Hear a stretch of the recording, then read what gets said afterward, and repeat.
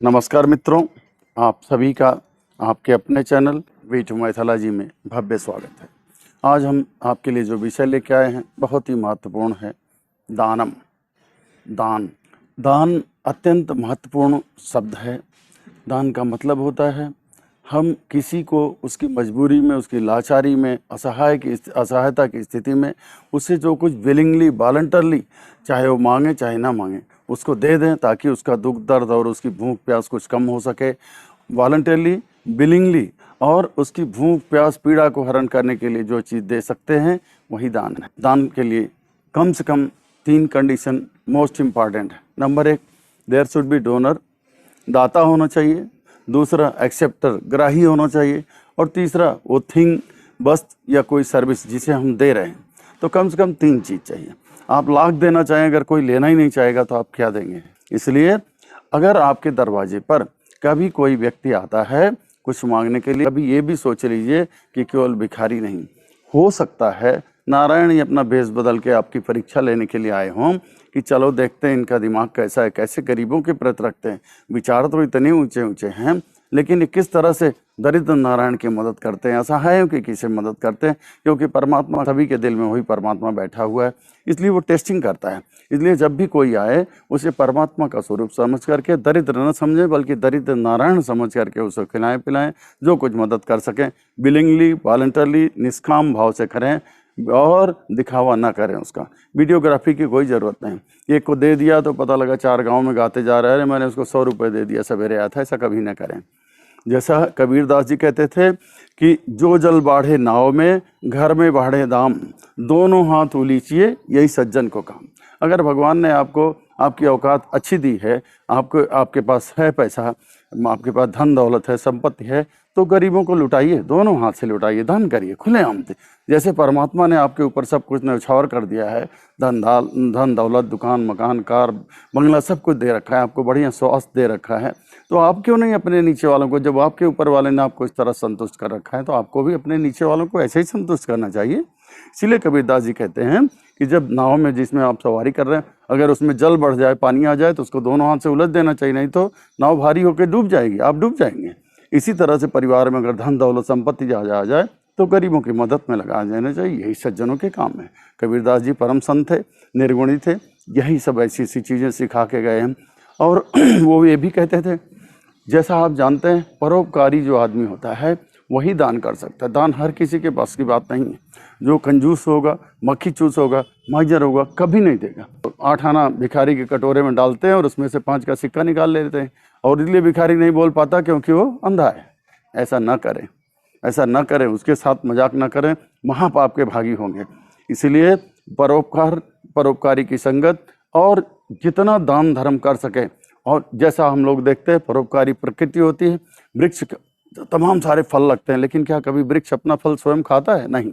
उल्टा जब फल पक जाता है लोग डंडे पत्थर ही मारते हैं उसको, फिर भी उसकी परोपकारी वृत्ति बनी रहती। इसी तरह नदियों में तमाम सारा जल भरा रहता है, वो कभी अपने आप पीती है क्या? अपने आप उपभोग करती नहीं, वो दूसरे कल्याण के लिए।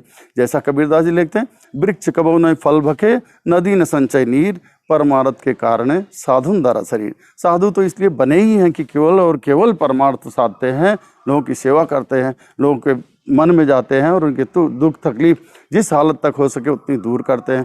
तुलसीदास जी ने भी लिखा इस बात को कि तुलसी पंछी के पिए, घटे न सरिता नीर, दान किए धन ना घटे, जो सहाय रघुवीर। ये मत सोचिए कि अगर मैं गरीबों को दाना खिलाता रहा, खाना खिलाता रहा, पानी पिलाता रहा, डोनेशन देता रहा तो हमारा धन ही खत्म हो जाए। कभी नहीं। आप 2 हाथ से देंगे, 4 हाथ से आपके पास से आएगा। आपको ये सोचना चाहिए, हो सकता है परमात्मा ने आपको इसलिए इतना प्रचुर मात्रा में सब दे रखा है ताकि आप उनकी केयर करें। आप जब देना बंद कर देंगे आपके पास भी आना बंद होगा। What goes around that comes around. आप दूसरों को देंगे, आप दूसरों को जितना संतुष्ट करेंगे उतना ही आपको परमात्मा संतुष्ट करेगा, क्योंकि उनकी दुआएं लगेंगी, उनकी शुभकामनाएं लगेंगी। जो प्रसन्न होकर के उनका चित्त आपको आशीर्वाद देगा, शुभकामनाएं देगा, वो आपको बहुत दूर तक, जन्मों जन्मों तक आपके प्रारब्ध में जुड़ करके आपको हमेशा लाभ देंगी। वेदों में हमारे लिए इसीलिए कहा गया है कि वाणी की शोभा केवल मधुर वचन बोलने से, सत्य और मधुर वचन बोलने से। हाथों की शोभा केवल और केवल दान करने के लिए, चैरिटी के लिए, कंकड़ पहनने के लिए, कंगन पहनने के लिए, घड़ी पहनने के लिए, इससे दान की शोभा नहीं है।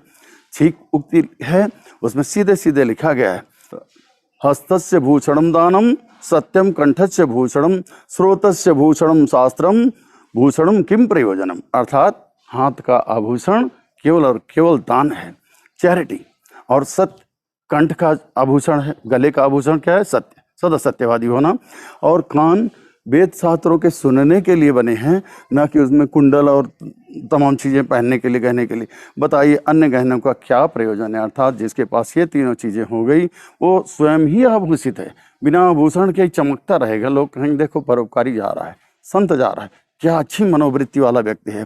ऐसे लोग देवतुल्य होते हैं। देवता भी उनसे बात करने के लिए, उनसे मिलने के लिए परेशान रहते हैं कि देखो एक पृथ्वी पर ऐसे 2 पैर वाला कैसे देवता घूम रहा है। देश का इतिहास बताता है, गीता, महाभारत, रामायण सब देख लें, एक से एक दानी हुए हैं, एक से एक दानी हुए हैं, एक से एक पुजारी, एक से एक व्रती। रावण खुद भगवान शिव की पूजा करने के लिए 10 बार अपना गला काट करके, अपना सिर काट के भगवान की मूर्ति पे रख दिया, शिवलिंग पे चढ़ा दिया। ऐसा कोई कर सकता है? कितना बड़ा डेडिकेशन है। इसी तरह दधीच, महाराज दधीच हुए, उनको इंद्र ने आकर के बोला सभी देवताओं को की रक्षा करने के लिए आपको कुछ दान करना पड़ेगा। बोले बोलो। बोला राक्षस लोग सब जो है चरकासुर, जितने बड़े बड़े राक्षस दान, जितने दानव थे सब इकट्ठा हो गए थे। उनको बोला साधारण अस्त्रों से उनका वध ही नहीं हो रहा है, वज्र बनाना पड़ेगा। और वज्र कैसे बनेगा? दधीच की हड्डियों से बनेगा, ब्रह्मा जी ने बताया। अब दधीच की उम्र उस समय 37 साल थी, मात्र 37 ईयर्स, और एक बच्चा था उनको, जवान पत्नी। लेकिन फिर भी दधीच जी को बताया गया, उन्होंने बोला ठीक है हम जरूर करेंगे। उन्होंने अपनी देह त्याग दिया और उनकी हड्डियों से, उनके स्कल से निकाल करके सब कुछ इकट्ठा करके उससे वज्र बना और उससे राक्षसों का नाश हुआ। अतः हमारे देश में इस तरह दानवीर कर्ण की कथा है। एक एक करके ऐसे ऐसे महारथी हुए, ऐसे महान दानी हुए, ऐसे ऐसे भामाशाह हुए हैं जो जिनकी हम तुलना ही किसी से नहीं कर सकते। सब कुछ काट दिया, सब कुछ दे दिया, लेकिन कोई भूखा दरवाजे से वापस नहीं जाने दिया, किसी पीड़ित को पीड़ा में नहीं छोड़ा।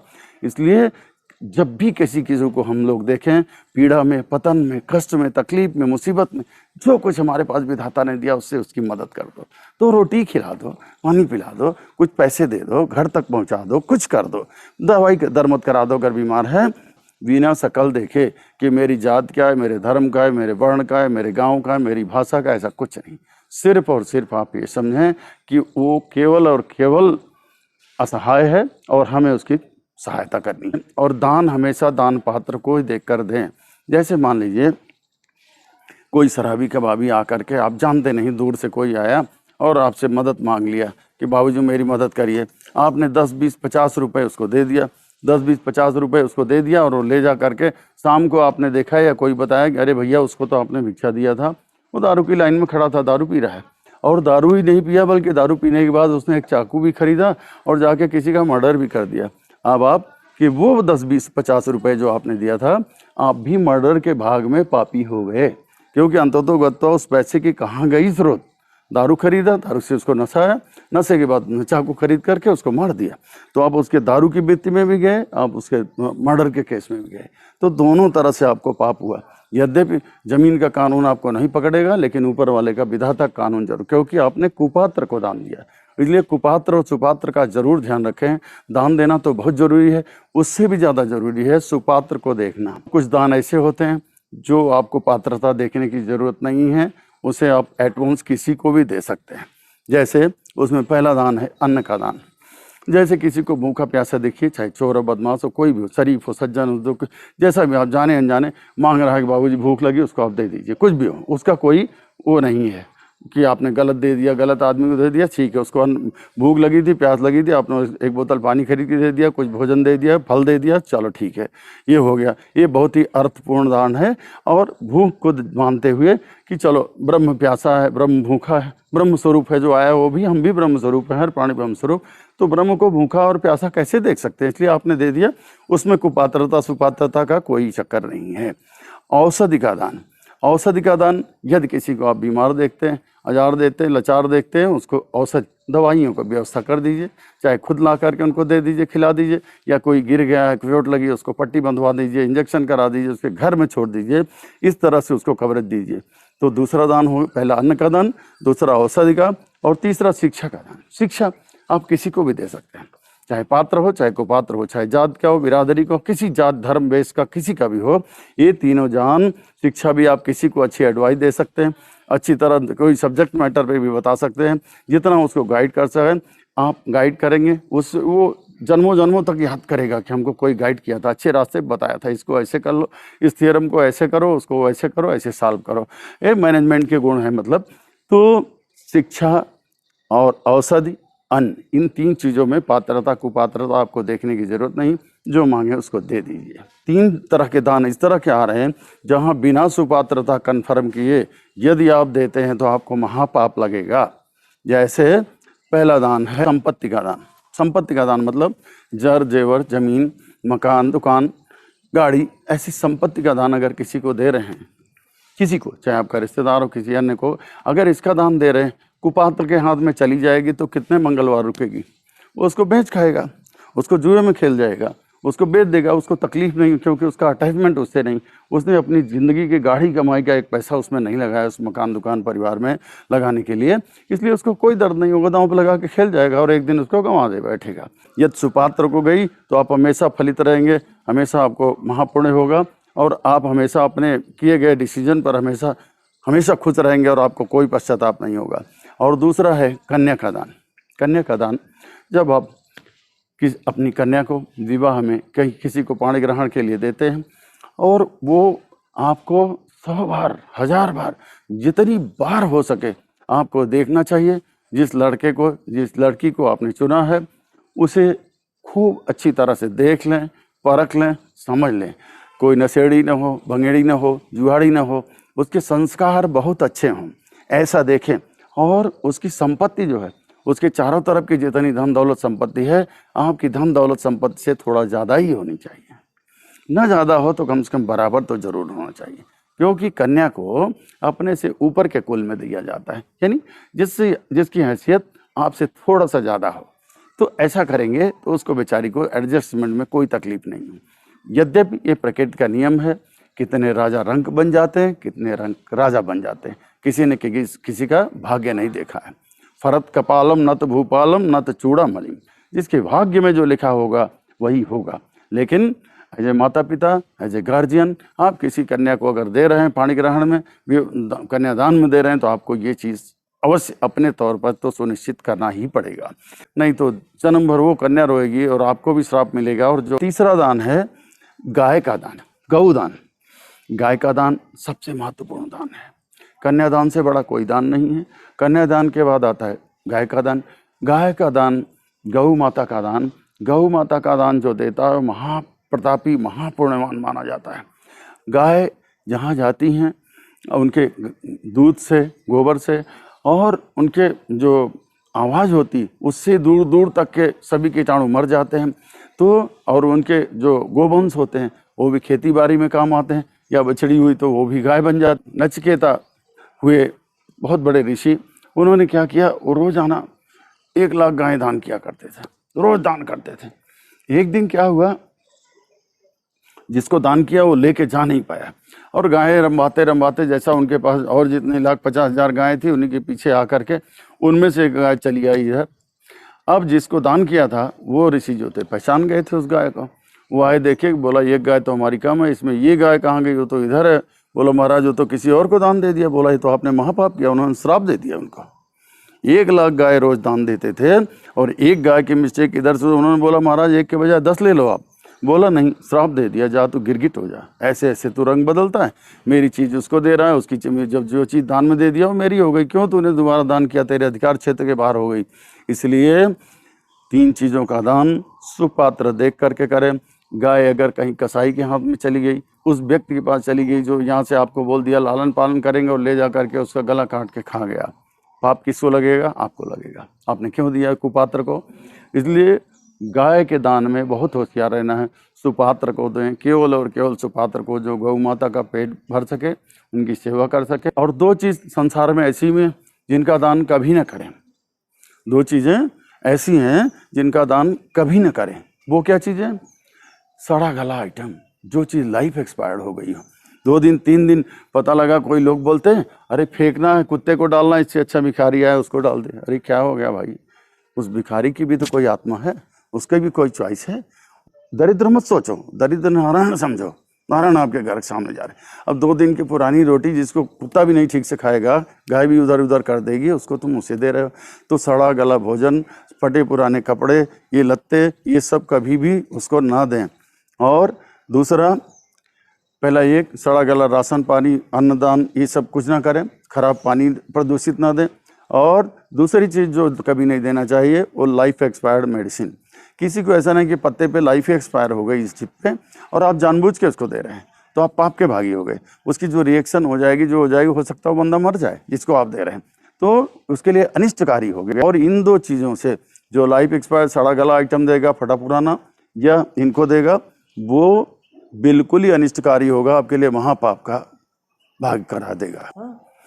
एक चीज़ और ध्यान देने की है, यदि आप दाहिने हाथ से किसी को दान देते हैं तो बाएं हाथ को भी नहीं पता चलना चाहिए। अर्थात आप गुप्त दानों की श्रेणी में सबसे महान दान है, चुपचाप कर दीजिए, डिडोरा मत पीटिए।